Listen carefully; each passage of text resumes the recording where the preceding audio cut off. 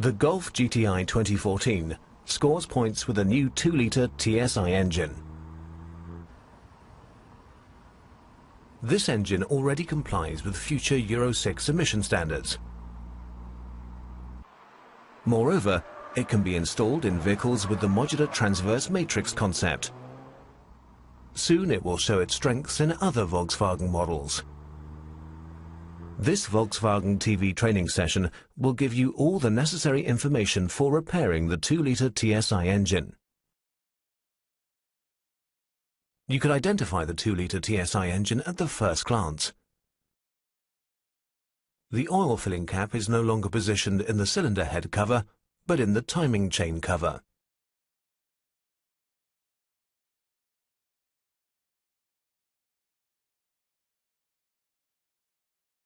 Another identifying feature is the oil pressure switches. They are located on the ancillaries carrier below the oil filter. They activate at different pressures and monitor both pressure stages of the oil pump. In addition, a control valve for the piston cooling nozzles is now located at the front edge of the carrier. The valve controls cooling of the piston crown by switching the nozzles on and off. You can also identify the new engine by its oil pan. It's now made of plastic instead of sheet metal.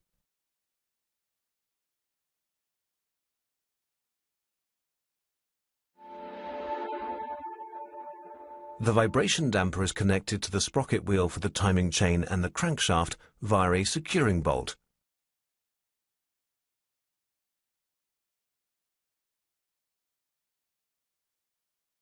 When the vibration damper has to be removed, fix the sprocket wheel and the crankshaft in position.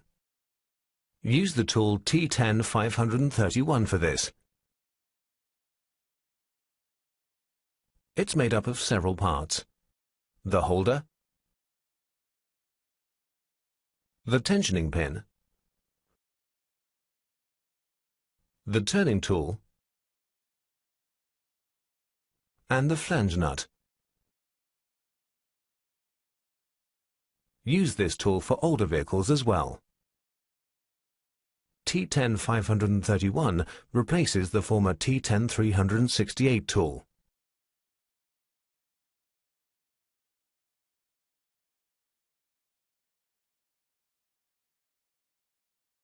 When you have to remove the vibration damper, first set it in the TDC position using the T10-355 counterhold tool. Match the notch on the vibration damper with the arrow mark on the timing chain cover.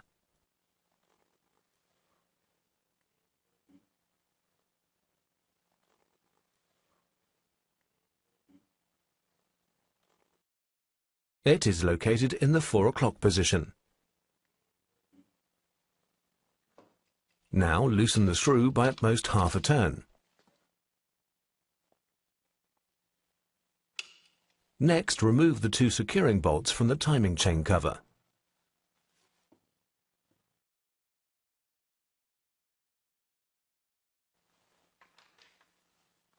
These bolts must not be used again when reinstalling the vibration damper.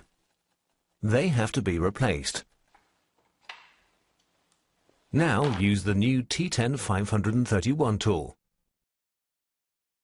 First, apply the tool holder at the vibration damper. Tighten the knurled screws hand tight. Now completely unscrew the bolt for the vibration damper.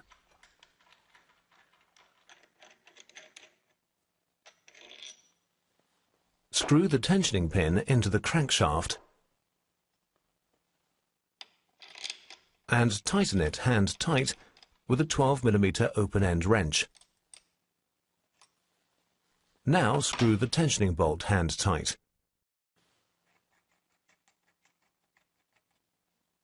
The sprocket wheel is now in tight position at the crankshaft.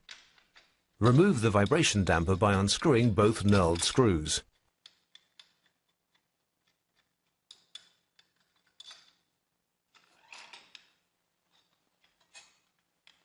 If you have to turn the crankshaft without the vibration damper, slide the turning tool loosely on the tensioning pin and tighten the flange nut hand tight.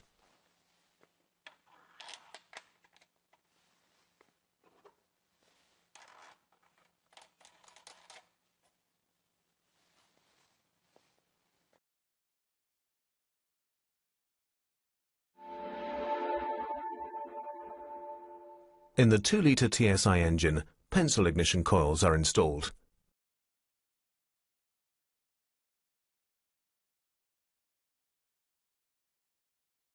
If you have to remove these coils, use the obligatory A1 T10 530 tool.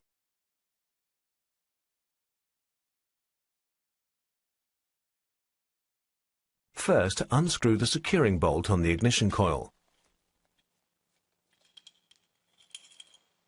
Insert the T10 530 tool into the hole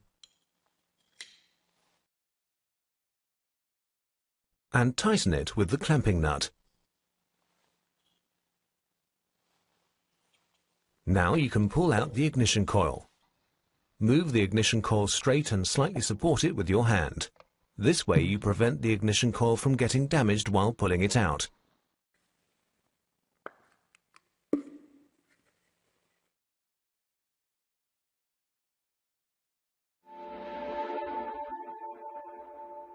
There is also a new tool for checking the valve timing of the 2-litre TSI engine. The VAS 6341 dial gauge with the T10 170A adapter. When you want to check the valve timing, first turn the crankshaft at the vibration damper in the direction of engine rotation using the SW24 socket bit. Turn it until both marks are almost at the top.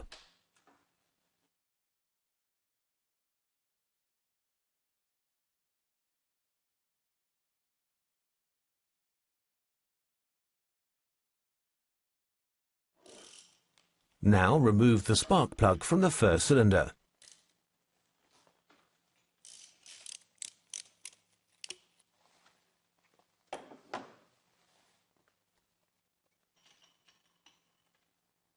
Screw the adapter for the dial gauge hand tight in the spark plug thread.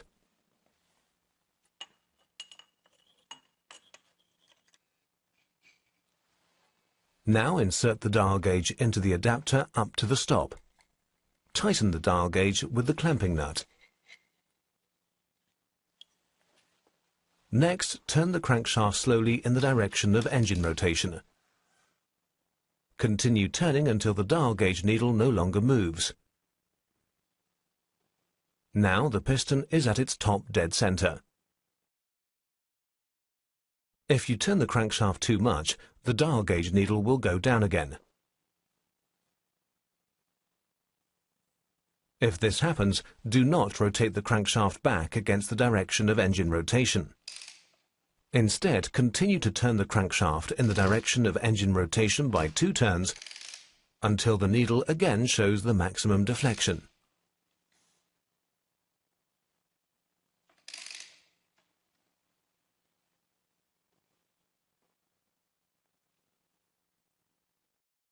Now the arrow mark in the lower part of the timing chain cover points to the notch of the vibration damper. The marks on the camshafts and the cylinder head cover must match in the same way.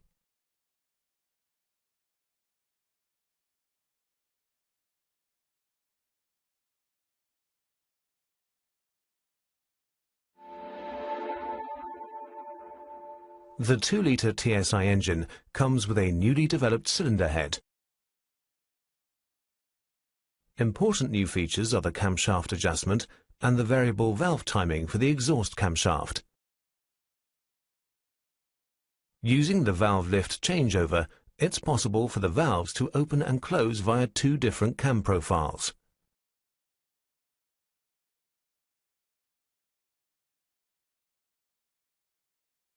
The charge cycle in each cylinder is optimally controlled.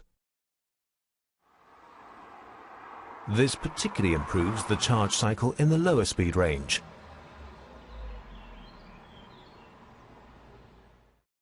The variable valve timing then switches to the smaller exhaust cam profile. The valves lift and lower now with a smaller valve lift. If more power is requested at a higher speed, the full valve lift will still be required.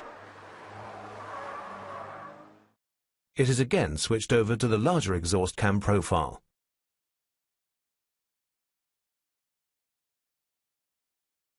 For the 2-litre TSI engine, there are some particular features when installing the camshafts. You can install the inlet camshaft in the cylinder head as before. However, the exhaust camshaft must not be inserted into the cylinder head as before.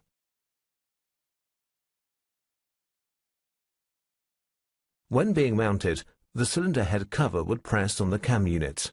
The cam elements themselves and the cover would then be damaged.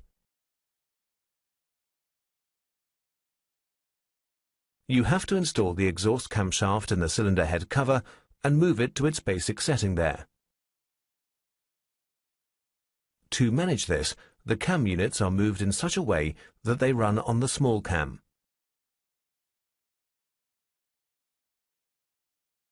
For this purpose, the outer sliders must be moved to the inside and the inner sliders to the outside.